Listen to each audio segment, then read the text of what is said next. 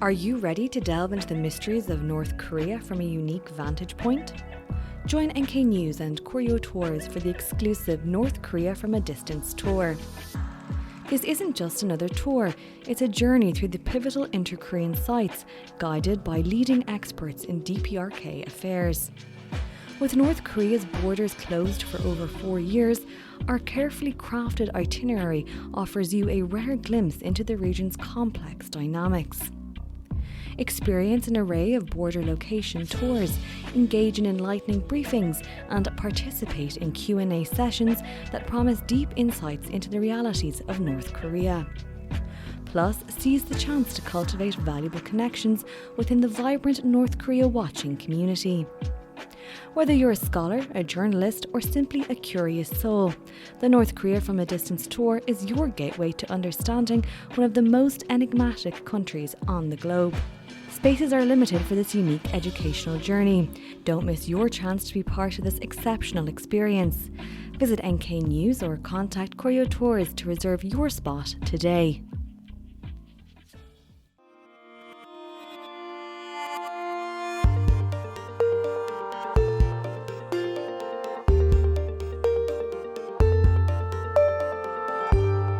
Hello listeners and welcome to the NK News podcast. I'm your host Jacco Zwetsloot and today's short interview is recorded on Monday, the 1st of July, the last day of my vacation, and joining me via StreamYard is my colleague Anton Sokolin. Anton, welcome back on the show. Thank you very much for having me. Can't wait to have you back here.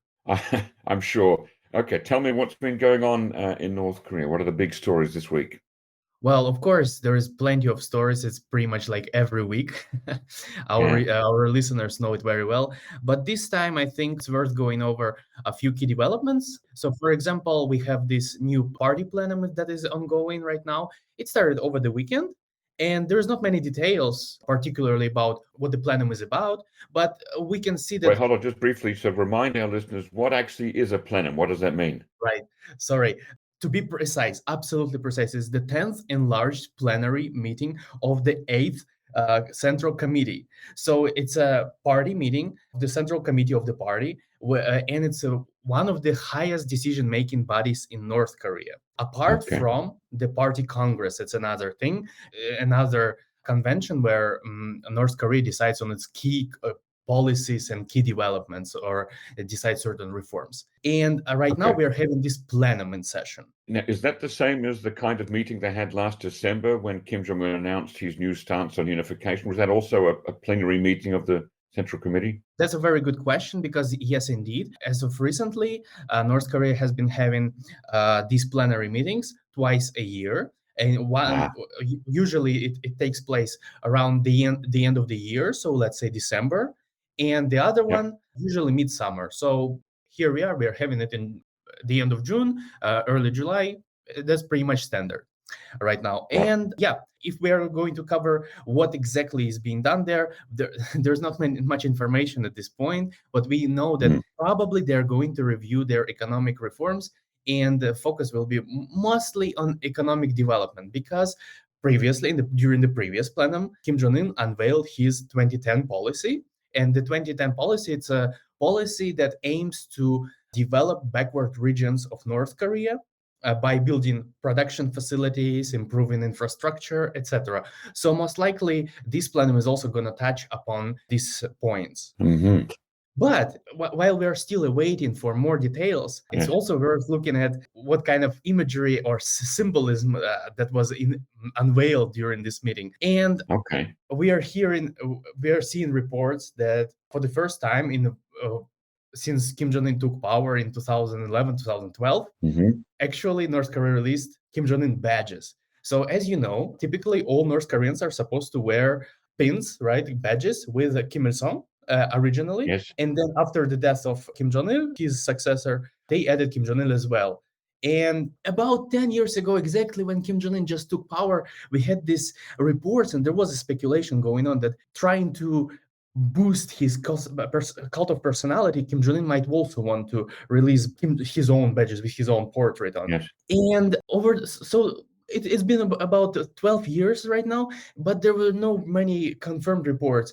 And now we're seeing this again with officials during the party meeting. Yes, indeed, they have a little portrait there that kind of looks like Kim Jong Un. Indeed, kind of makes you think that maybe they are really going to unveil these badges now. But still, we need to probably wait a little bit. And so you're saying we're not sure yet? Well, I think we are sure sort of 60%, but I wouldn't speculate much. So what I want to advise our listeners to do is let's check out NK News coverage of these badges, and let's keep an eye on the analysis that is coming in a few days, which will settle the whole issue. Definitely, it's a new development, and if it's really the case, if those badges are indeed worn by those officials, then it's a very big development that will definitely mean that Kim Jong Un is trying to strengthen his cult of personality, which comes on top of another interesting development. If you let me, I'm sorry for the rant, but I think it's very interesting to add this point too. Recently, North Korea also unveiled Kim Jong Un's portrait, right next to his predecessor. So next to father Kim Jong Il and his grandfather Kim Il Sung at this party cadre school. Another interesting development there was that right before that, they were actually keeping it very secret and in secret till the very moment. But before that, they also unveiled the portraits of Karl Marx and Vladimir Lenin, which was also a very interesting development because it was for the first time in a decade, I would say, that they decided to show them publicly like that. So it's definitely worth taking a look at. On the badge of Kim Jong Un, it'll be interesting to see whether Kim Jong Un will be worn alongside the badge of his father and grandfather, or if he will be worn alone without the legacy of his father and grandfather. Is he trying to elevate himself to the same level, or is he in a way kind of replacing them?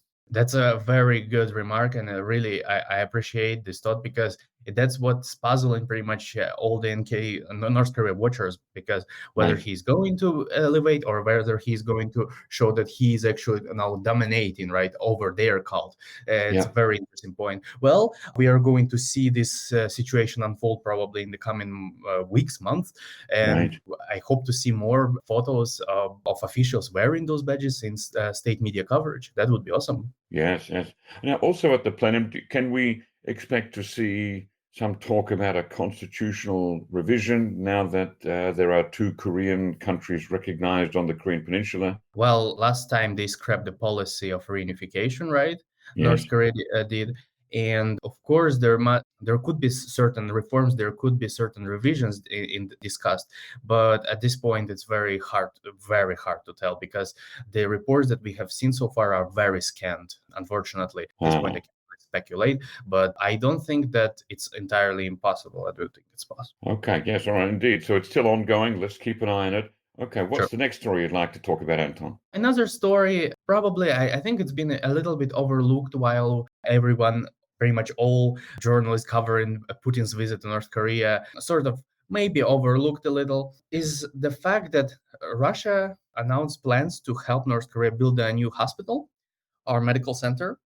And we know that North Korea has been struggling with medical issues for quite a while, and there's a whole complexity of factors, right? It's a variety of them. So international sanctions is one thing, right? That you cannot obtain certain goods or medical equipment because they may contain certain components that can be considered prohibited according to sanctions, and that could prevent you from importing it. Or there could be financial reasons. It's expensive to buy this equipment, etc., etc. And the problem is that Korea has also been trying to build these several actually hospitals in Pyongyang, and not only in Pyongyang. It's actually the state policy to revive the medical system and build as many hospitals or at least clinics in not only in Pyongyang but in other cities as well. And this news comes very important because with Russia's help, it seems like North Korea could achieve at least partially its goals of reviving the medical field. Yeah, to mention a few, as just for example, in North Korea, they have this unfinished hospital. It's called the Pyongyang General Hospital that has been under construction for many years now. Before COVID, I think. Before COVID, that's right. But I think the plans for this hospital, they emerged even before, a few years before that, because we saw some prototypes of the hospital during some parades. So even in 2018, if I'm not wrong. So this hospital has been in the works for very long now. And Yeah. unfortunately, so far it hasn't been finished. So Right. my colleague Colin has been tracking the developments around this hospital. We've seen how the hospital was being built and etc. But we are seeing that it's not finished yet. Well, so Mm-hmm. one potential speculation is that Russia may help finish that hospital at least, because it would be quite interesting if they try to build an entirely new one when the other one is unfinished. So it just makes more sense to finish the already existing one. And yeah, the hope is that somehow it will contribute to North Korea's healthcare. But the problem is also it's always the same story. We have this military cooperation between North Korea and Russia, and at the same time we're having this humanitarian field, right? And it's very Yes. hard to reconcile those two when Yeah. there is a humanitarian motives, there is financial motives, and then there is also military cooperation that might be of concern to certain countries. And yeah, it's a very interesting development that definitely deserves our attention, I believe. Well, yes. Now, speaking of Russia and North Korea military cooperation, even here on vacation, it's been hard to avoid the stories that have been flying around the global media suggesting that North Korea has announced that it will send troops to fight with Russian troops, alongside Russian troops, in its war against Ukraine. What's the reality? Please verify or deny those rumors. Well, first things first, none of us has seen any official statements regarding this fact on state media or on government websites of North Korea. So it means that there was no such statement. North Korea never publicly admitted that, yes, we are sending troops to Ukraine. It never happened. Yes. And it is interesting to see how this rumor developed. And my Mm-hmm. colleague Shreyas Reddy did a fantastic job tracking Ah. the source of the rumor and explaining how it developed and how it led to the point that global media, many outlets, picked up this story, claiming that North Korea is already dispatching its troops to the front line in Ukraine. Well, engineer corps, but still troops. Right. To start with, it all developed with a report in Choson, the South Korean media, where it cited an unnamed official, government official, saying that North Korea plans to dispatch these troops already this month, July. Again, So it's hang on. an So an unverified unnamed official from which government? South Korean government. Okay. I think it was South Korean government, if I'm not wrong. But the problem was that it said that North Korea plans to dispatch next month. There's Yes. no confirmed plans of we don't know of anything about it. And the second thing was that there were details, right? So it's an engineering corps. It's going to be in July. North Korea is planning it. And then during one of the Pentagon briefings, and I don't want to name this journalist, but this journalist asked a question to the representative of the Pentagon. Look, there is this statement by North Korean officials, which were partially indeed true, that North Korea supported once again Russia's invasion of Ukraine. That indeed happened.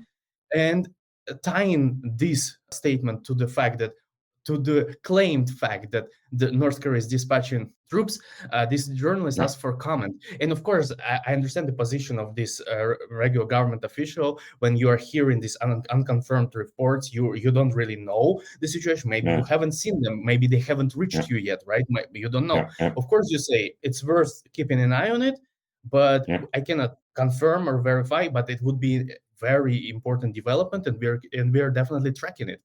It's worth monitoring. And then the same journalist asked the exact same question at the briefing for the U.S. State Department, and it received the exact same response. But because this was public, and because it was mentioned also, this whole saga was mentioned as a background information in a different report by different media, the story started gaining steam. And basically, we've seen a typical snowball effect or broken phone situation, when just one thing got mixed with another, and it developed into a story that North Korea is sending troops to Ukraine, which is not true yet. Okay. And we have to say that it's yet because we are still monitoring. It's a possibility. It potentially could happen, but we haven't seen signs of that yet. What about, instead of troops or engineers, construction workers? Is there any verified account of North Korean construction workers going to the occupied areas of Ukraine? Multiple rumors, of course. Yeah. Also, a lot of speculations, indeed. Right. And it still remains a possibility because even North Korea said that they could do that. As far as I remember, those occupied regions of Ukraine also mentioned that they would be interested in having those North Korean workers. And again, when we are talking about the situation, soldiers can be masked as engineers can be masked as construction workers. There's a whole array of opportunities to hide these activities or present them in a certain light. But of course, we have no confirmed information about this as of the moment. And we will definitely monitor it. It will be interesting to see how far this military cooperation between North Korea and Russia can go. Once more, a reminder that slow, careful, methodical, responsible, and rigorous news reporting is essential when talking about North Korea, because otherwise it's very clear that a half report or an unconfirmed report can very quickly be picked up by the media and circulated around the world before anybody knows any better. It's a common problem we see almost every week in reporting on North Korea. So thank you to you and to Shreyas for doing the work on verifying and clarifying that. All credit goes to Shreyas. He did a fantastic job.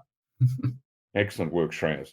Okay, well, that's where we will finish for today. Thank you very much, Anton Sokolin, for joining me here on the NK News podcast. Thank you very much.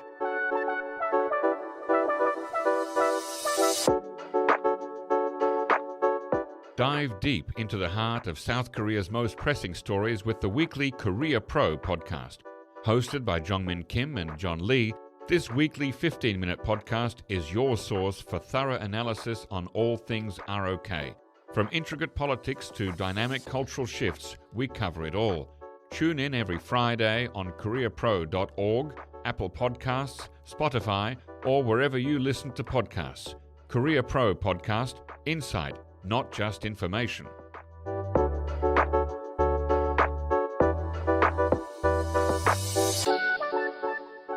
Ladies and gentlemen, that brings us to the end of our podcast episode for today. Our thanks go to Brian Betts and Alana Hill for facilitating this episode, and to our post-recording producer genius Gabby Magnuson, who cuts out all the extraneous noises, awkward silences, bodily functions, and fixes the audio levels. Thank you, and listen again next time.